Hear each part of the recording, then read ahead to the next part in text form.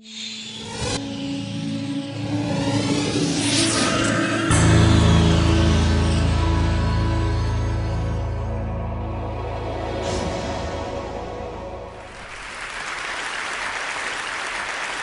Zuckerberg, a journalist, was asking him a question about the news feed. And the journalist was asking him, why is this so important? And Zuckerberg said, a squirrel dying in your front yard may be more relevant to your interests right now than people dying in Africa. And I want to talk about what a web based on that idea of relevance might look like. So when I was growing up in a really rural area in Maine, the internet meant something very different to me. It meant a connection to the world. It meant something that would connect us all together. And I was sure that it was going to be great for democracy and for our society. But there's this kind of shift in how information is flowing online. And it's invisible. And if we don't pay attention to it, it could be a real problem. So I first noticed this in a place I spend a lot of time, my Facebook page. I'm progressive politically, big surprise, but I've always gone out of my way to meet conservatives. I like hearing what they're thinking about. I like seeing what they link to. I like learning a thing or two. And so I was kind of surprised when I noticed one day that the conservatives had disappeared from my Facebook feed. And what it turned out was going on was that Facebook was looking at which links I clicked on. And it was noticing that actually I was clicking more on my liberal friends' links than on my conservative friends' links. And without consulting me about it, it had edited them out. They disappeared. So Facebook isn't the only place that's doing this kind of invisible algorithmic editing of the web. Google's doing it too. If I search for something and you search for something, even right now at the very same time, we may get very different search results. Even if you're logged out, one engineer told me, there are 57 signals that Google looks at. Everything from what kind of computer you're on, to what kind of browser you're using, to where you're located, that it uses to personally tailor your query results. Think about it for a second. There is no standard Google anymore. And the funny thing about this is that it's hard to see. You can't see how different your search results are from anyone else's. But a couple of weeks ago, I asked a bunch of friends to Google Egypt and to send me screenshots of what they got. So here's my friend Scott's screenshot, and here's my friend Daniel's screenshot. When you put them side by side, you don't even have to read the links to see how different these two pages are. But when you do read the links, it's really quite remarkable. Daniel didn't get anything about the protests in Egypt at all in his first page of Google results. Scott's results were full of them. And this was the big story of the day at that time. That's how different these results are becoming. So it's not just Google and Facebook either.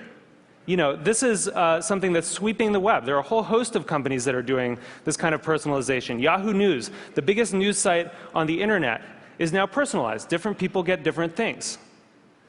Huffington Post, the Washington Post, New York Times, all flirting with personalization in various ways.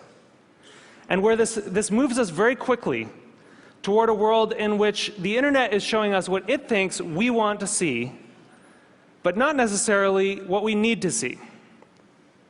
As Eric Schmidt said, it'll be very hard for people to watch or consume something that has not, in some sense, been tailored for them. So I do think this is a problem.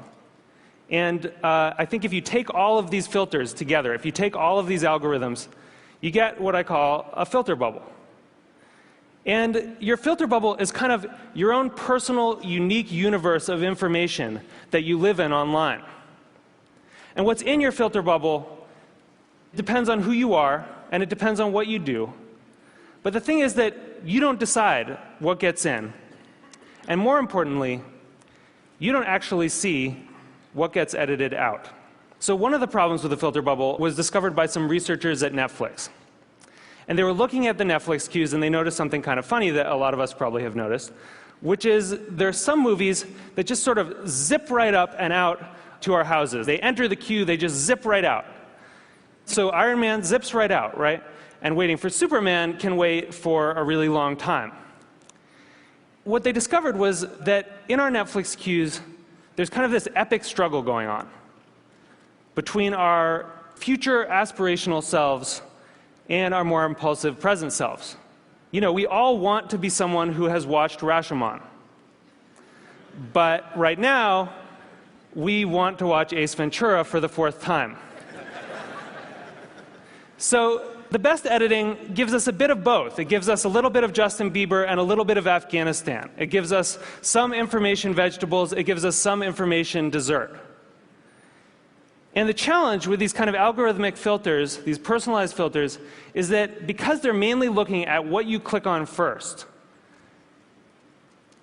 you know, it can throw off that balance.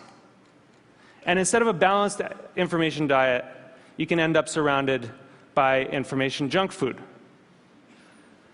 So what this suggests is actually that we may have the story about the internet wrong.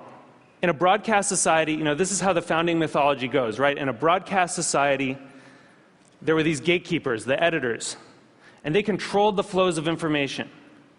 And along came the internet, and it swept them out of the way, and it allowed all of us to connect together, and it was awesome. But that's not actually what's happening right now.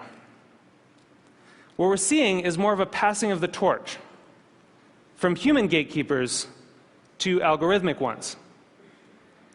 And the thing is that the algorithms don't yet have the kind of embedded ethics that the editors did. So if algorithms are going to curate the world for us, if they're going to decide what we get to see and what we don't get to see, then we need to make sure that they're not just keyed to relevance. We need to make sure that they also show us things that are uncomfortable or challenging or important. This is what TED does, right? Other points of view. And the thing is, we've actually kind of been here before as a society.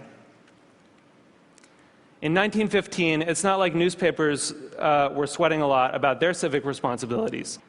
Then people kind of noticed that they were doing something really important. That in fact, you couldn't have a functioning democracy if citizens didn't get a good flow of information. That the newspapers were critical because they were acting as the filter, and that journalistic ethics developed. It wasn't perfect, but it got us through the last century. And so now, we're kind of back in 1915 on the web.